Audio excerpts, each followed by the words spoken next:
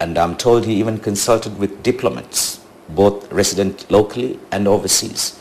And the only indication he got was that it was time for him to go. And that was the time he made the decision. Well, like I said before, it seemed like a peaceful transfer of power, but what is unfolding now is not really. We can't say that it's peaceful because the former president seems like he is trying to get international pressure on the current government. Do you think Dr. Wahid will be able to fulfill his term, or do you think the more peaceful option would be for him to go for an election? Two things. One, you must understand the temperament of President Nasheed. He had been the all-powerful president. He is a popularly elected leader, and he has a substantial party. He has a substantial political infrastructure. He has been the government until resignation. So he has the network, the infrastructure, and I'm not sure anyone in this country believed that he might have to go home 2 years before the next election. And I'm sure he himself would have believed, and the entire political spectrum of this country probably would have believed, that this man would be re-elected even in 2013. He appeared to be so powerful. He had a large majority, he had a substantial majority in parliament, and he has a huge party. He is the government, and he has already started his campaign, and the political rhetoric has been all aimed at the next election. The opposition parties are not so united in one common stand. There are several candidates who probably would come, and all factors given, there's every likelihood that he might have believed that he would have even secured the next election. So you're looking at a man who would have had 2 terms at least in office, and he would never have expected to go home, not before the next election at least. So for him to cut short his 10-year rule and then go home in 3 years, and then to go home not after defeat in an election, but because he lost the support and faith and loyalty of his troops, is a very sad gesture, is a very sad awakening for him. And naturally he will be agitated to release all that power, to relinquish all that power, and to suffer defeat in that manner cannot be accepted, and cannot be accepted easily. For a politician even to accept defeat in an election is difficult, and for him as a national leader to go home in such disrepute will be even worse. So you must understand his agitation, his difficulty in accepting the terms of his resignation, the conditions of his resignation, or the circumstances in which he had to go home, and for the abrupt end to his rule in the country. All of this will be translated into vengeance. All of this will be translated into retaliation. All of this will question the legitimacy of a succeeding government. This is what is happening now. I mean, it was expected that this was going to happen. The newly appointed Home Minister, Dr. Jamil, he had openly said that the people who were responsible for yesterday's violence, inciting violence across the country, would be brought before justice. And while MDP majority is still at Parliament, if I'm wrong, it is MDP majority is still at Parliament, and with them accusing the police of brutality, do you think that the newly appointed cabinet would have any chance when it goes for a vote at Parliament? I think it's a misnomer or misleading fact to say that MDP has a majority in Parliament. No. As one party, they control the largest number of seats. They have 34 registered seats, and there are independents who lean consistently with them. That probably will give them 3 more seats. So their numbers at max would be at 37. This is a 77-member Parliament. So I believe there would still be 41 votes against 37 votes. And if all the opposition and the rest of the independents are united in their support for this government, I'm sure the cabinet nominations wouldn't fail.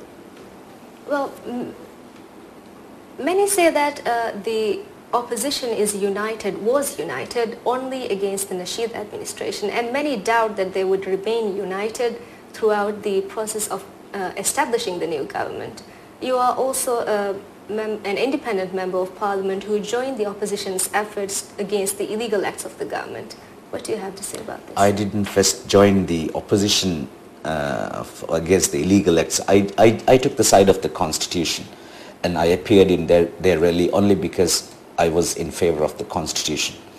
And I don't think none of the political parties would have known that I would be going there, because it was a sudden and impulsive decision only known to myself until I appeared there. That said, I believe that each of the the political dynamics have changed. It has shifted dramatically since President Nasheed's resignation.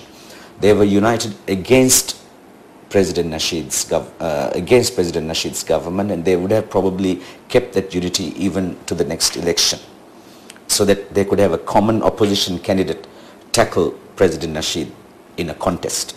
Yet that has changed, and I believe they will still be united in their support for the continuation of this government that had come yesterday.